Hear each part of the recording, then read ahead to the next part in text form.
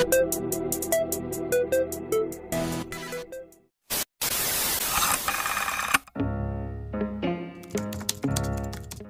maniak film dimanapun kalian berada, selamat datang di channel Dunia Film, channelnya Maniak Film.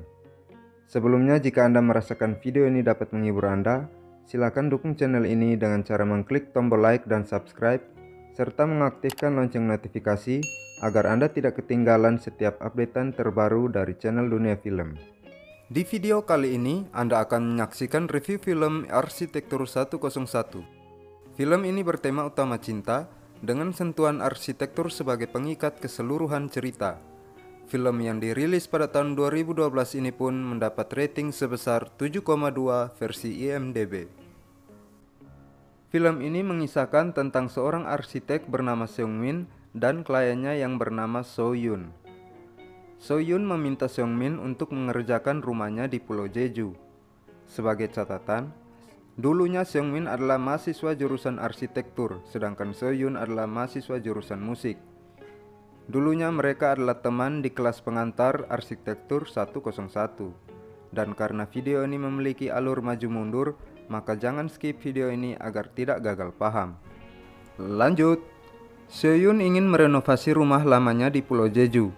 Untuk itu, dia membutuhkan Seung-min sebagai seorang arsitek untuk merenovasi rumah lamanya. So-yoon kemudian pergi ke kantor Seung-min dan di sanalah mereka bertemu kembali setelah 15 tahun lamanya. Seung-min awalnya tidak mengingat So-yoon sama sekali, tetapi setelah bercerita, akhirnya dia pun ingat dengan So-yoon. So-yoon kemudian bersikeras meminta Seung-min untuk merenovasi rumahnya karena awalnya Seung-min merasa keberatan. Tetapi tidak ada jalan lain karena Seung-min harus mematuhi peraturan perusahaan untuk menangani permintaan klien. Kenapa Seung-min merasa keberatan? Simak terus video ini. Seung-min kemudian bekerja keras untuk mendesain rumah impian So-yoon, tapi So-yoon merasa kurang puas. Di sela-sela waktu makan siang, asisten Seung-min sekaligus tunangan Seung-min bertanya tentang awal perkenalan di antara mereka berdua. Ternyata, dulunya Seung-min cinta mati sama si So-yoon. Tapi karena adanya suatu alasan tertentu, maka mereka pun tidak jadian. Berikut ini adalah scan kilas balik 15 tahun yang lalu.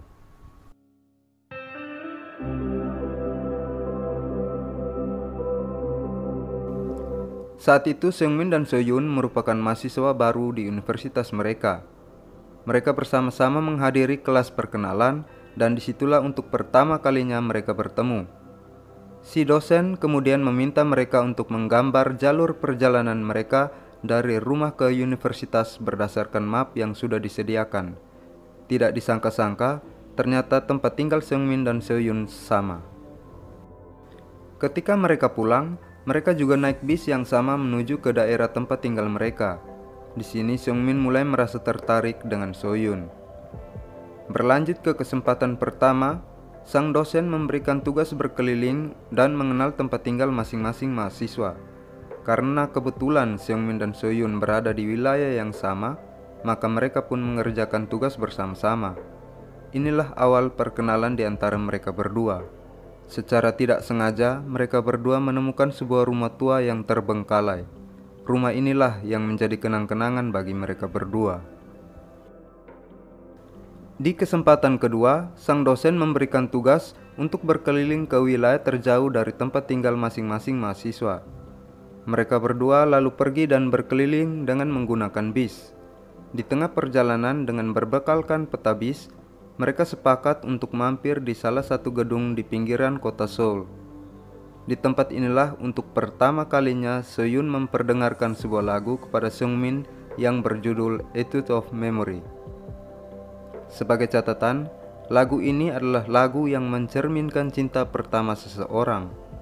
Kemanapun engkau pergi, ketika kembali, ingatlah tentang diriku yang selalu menuju ke hatimu. Kira-kira seperti itulah interpretasi dari lagu tersebut. Lanjut, mereka berdua kembali ke rumah kosong tempat mereka nongkrong pertama kali. Di sini, terbongkar alasan utama So-yoon mengikuti kelas perkenalan arsitektur. Dia sangat mengagumi seorang mahasiswa senior yang juga ikut kelas tersebut. Jang-wook nama lelaki itu. Seungmin mulai tampak canggung dan dengan sikap naifnya memaklumi hal tersebut. Setelah mereka berpamitan untuk pulang, Seungmin langsung menuju ke kedai minuman untuk menumpahkan rasa kecewanya bersama sahabatnya. Sahabatnya lalu menyarankan Seungmin untuk mengatakan cinta secara langsung sebelum digait orang lain.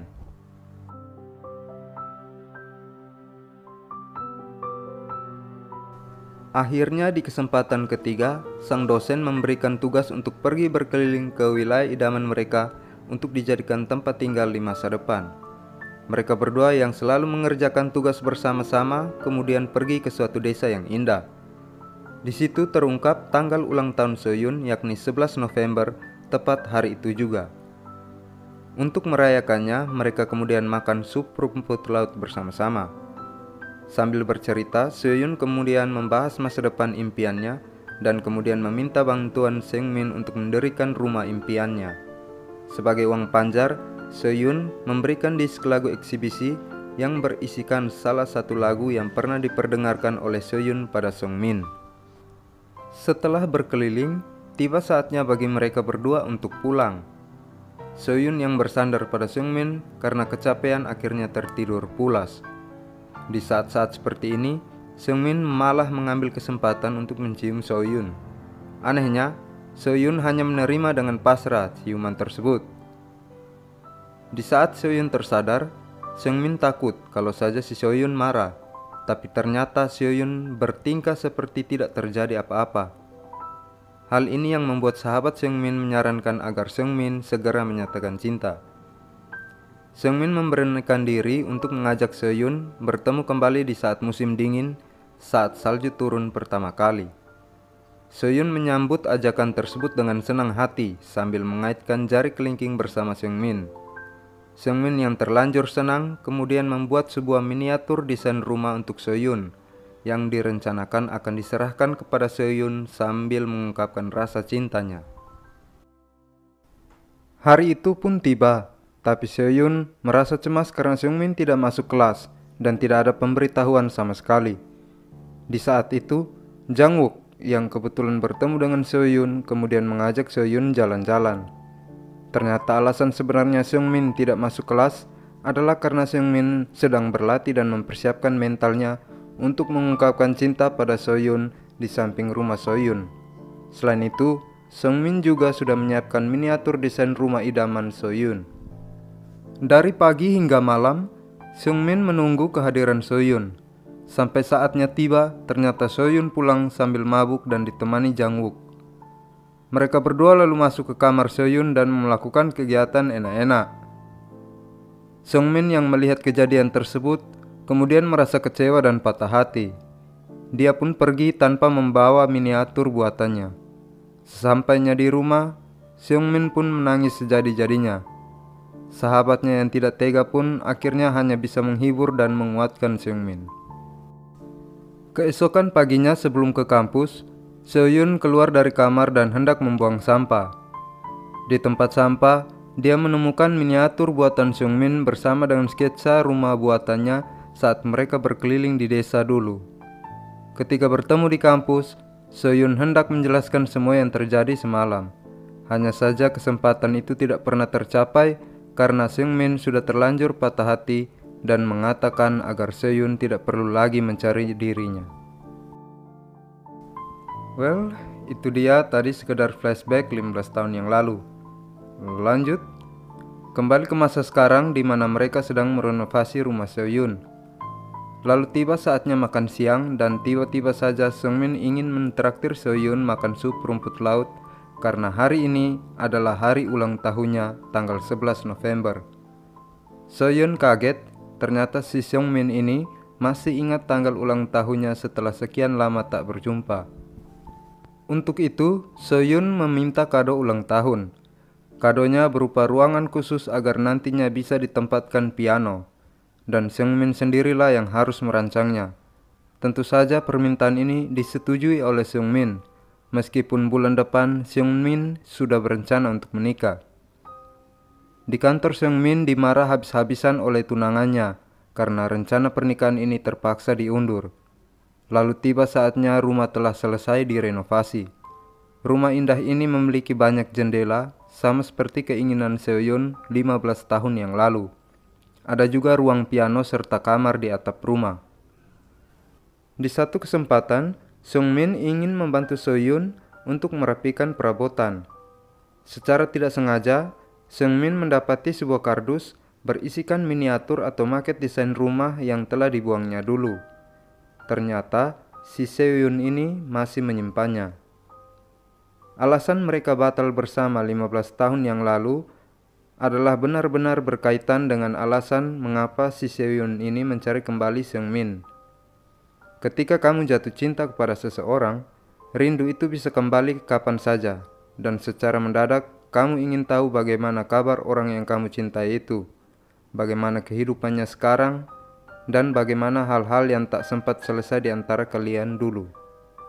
Pada suatu ketika, tidak ada alasan apapun yang tepat untuk menjelaskan apa yang kamu lakukan kecuali penasaran.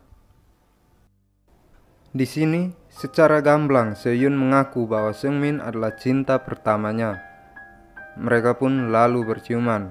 Namun ciuman ini bukan tanda jadian, melainkan tanda perpisahan. Seungmin memilih untuk melanjutkan kehidupannya yang sekarang bersama tunangannya, sedangkan Seohyun melanjutkan kehidupannya sendirian dan menetap di Pulau Jeju, tepatnya di rumah hasil desainer bernama Seungmin. Cerita pun selesai. Zombie Apocalypse.